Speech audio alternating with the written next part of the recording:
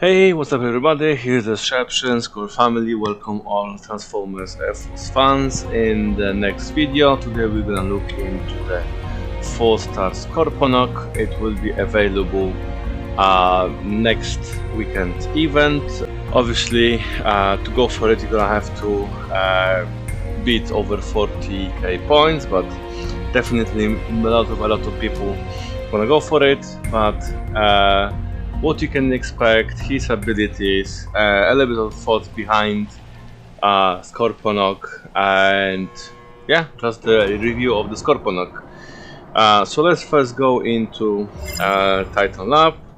Obviously, when we're gonna change them, I'm gonna activate that Titan. He's gonna change the way how the base look like. It's yellowish greenish color, and yeah, quite interesting to have something, you know, look differently, not just this purple all the time. So let's start from the stats, guys. So here we are, guys, as a maxed out level 20, gonna have 122,000 health and 2030 damage, which is exactly the same like Trypticon, so it's not less, not more, exactly the same. Then the 2-star ability, it dealing 2400 damage, 2-star ability 2400, and they are both in area. And then the Thunder Strike is the target one, 6090, 3-star ability 6090 to the target. Then 9000 to the target, 3600 in area around. Exactly the same, guys. Titan techniques, okay, nothing changed, nothing different, exactly the same, with the difference that the 3-star ability is based on electric, so can be countered by building bots, and 4-star ability is based on electric, so as well can be countered down by the building bots. Then so that's the statistics and the health. Then let's go into the abilities. So they are very similar. Piercing beam of the Scorponok with EMP beam, they are both as a target abilities, and then area, lightning strike, and tornado. So they are pretty much exactly the same numbers like the Trypticon one, with the small difference is that one of the passive ability is decoy, the 30-second decoy spawned by the Scorponok. So like it doesn't have, it doesn't state how much health he's got, but yeah, he's gonna basically take some of the hits from the Titan, which obviously gonna give us a little bit more. Then if we look into the inspired abilities, to be honest, quite useless, because I mean, EMP affect immunity for 30 seconds when you're gonna defeat the Titan. Obviously, when the time comes when you're gonna defeat the Titan, you're gonna be almost in the end of the base, or in the last quarter of the base. Do you need the EMP effect immunity? Not really. I don't think so. And then we've got the lightning bursts, which is not here, it's here. When you're gonna defeat your allies, you overcharge the spark and you deal 37% of the damage in area in melee for 15 seconds only. So again, it's not a lot of damage, it's in melee and you are just in the end, so it might be useful push just in the end. So if you're gonna guys choose any of the inspire ability, make sure you're gonna take lightning bolts 100%. Then the decoy need to be there obviously, and those two, not the tornado, we should have piercing beam and EMP beam. As a EMP beam, it will be here. Yes. So that will be the best setup when you're gonna fight against the combiner, because both the abilities, they are to a single target and everything should be good. Then if you look at here, Titan base effects, so your shock towers and EMP defense bolt deal 30% more damage, and your boss and combiners deal 30% more of electric damage. So basically it's gonna affect, as you know, the shock towers and EMP defense bolt if you're using that core on your HQ. But most of the people using adaptive shielding, I'm using that, and I'm not planning to change it just because for the 30% increase, which is like 1k extra damage. Electric damage gonna affect few combiners, will be 5-star ability of the Overlord, 4-star Electric Rush of the Abominus, 4-star ability of Bruticus, and 4-star ability of Menazor. So that's gonna increase 30% of the damage on those abilities. And then we're gonna have few bots, which, I mean, it's quite a lot of bots which can increase the damage, who's doing electric damage. Few of them on my list, it will be Thundercracker, Octopunch, Scrapnel, Bludgeon, Lagnat, Astro Shrine, Flame War, Counterpunch, Felbat, Devzorus, and probably a few others. But to be honest guys, who using one of those bots in the outpost bot these days, right?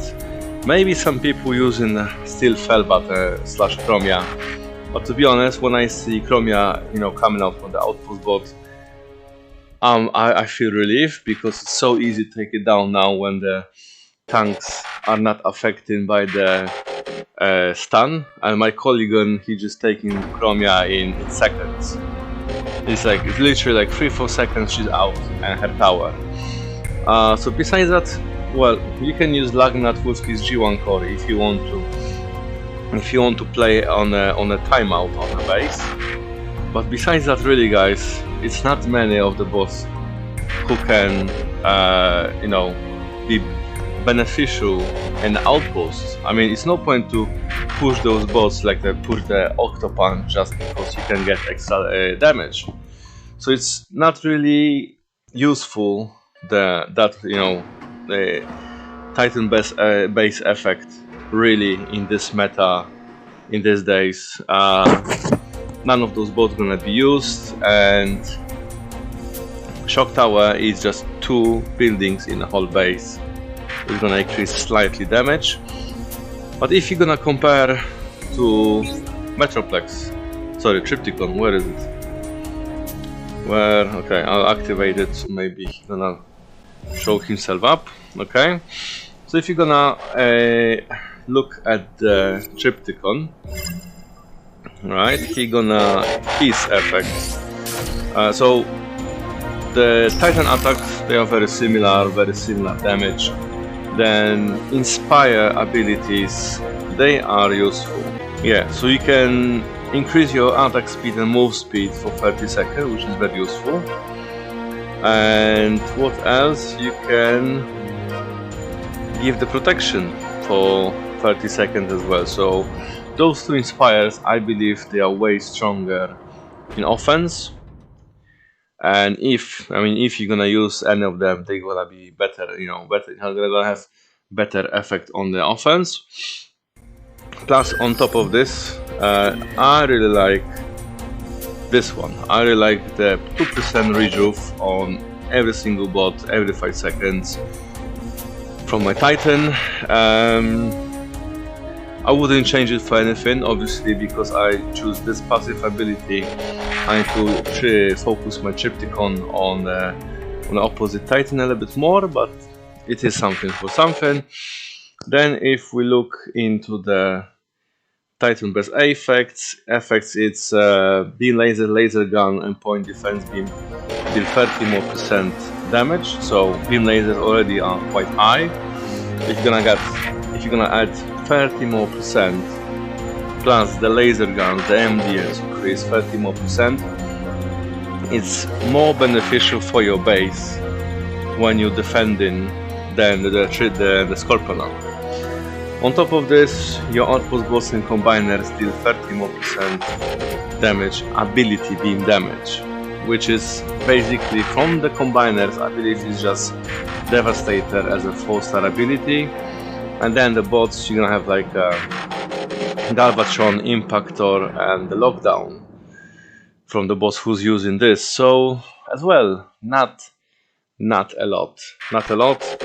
So I would say it's still, I mean, I saw a few times Impactor in the outpost bot, yes, so it might increase 30% more his damage straight away, but they are not in top 5 wars, no, not really.